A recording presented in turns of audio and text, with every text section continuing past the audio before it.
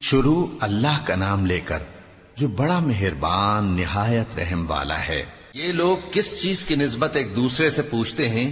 کیا اس بڑی خبر کی نسبت جس میں یہ اختلاف کر رہے ہیں؟ دیکھو یہ انقریب جان لیں گے، پھر دیکھو یہ انقریب جان لیں گے۔ کیا ہم نے زمین کو بچھونا نہیں بنایا اور پہاڑوں کو اس کی میخیں نہیں ٹھہرایا؟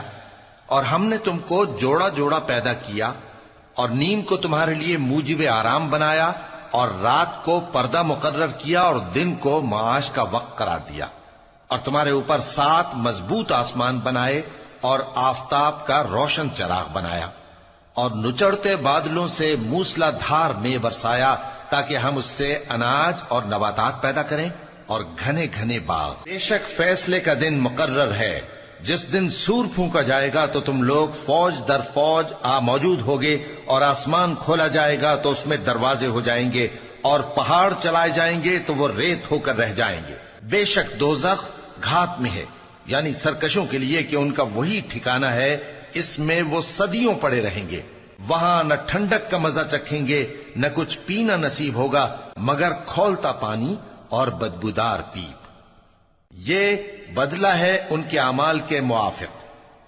یہ لوگ حساب آخرت کی امید ہی نہیں رکھتے تھے اور ہماری آیتوں کو مسلسل جھٹلاتے رہتے تھے، اور ہم نے ہر چیز کو لکھ کر محفوظ کر رکھا ہے۔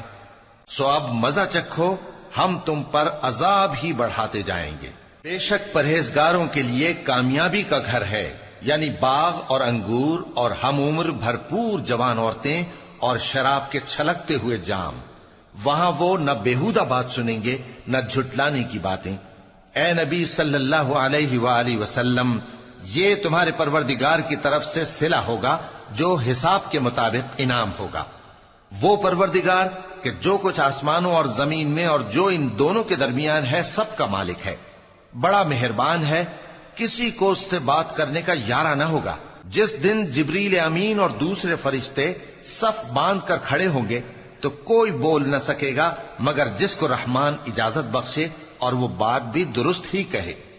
یہ دن برحق ہے، پس جو شخص چاہے اپنے پروردگار کے پاس ٹھکانہ بنا لے۔ ہم نے تم کو عذاب سے جو قریب آنے والا ہے آگاہ کر دیا ہے، جس دن ہر شخص ان اعمال کو جو اس نے آگے بھیجے ہوں گے دیکھ لے گا، اور کافر کہے گا کہ اے کاش میں مٹی ہوتا۔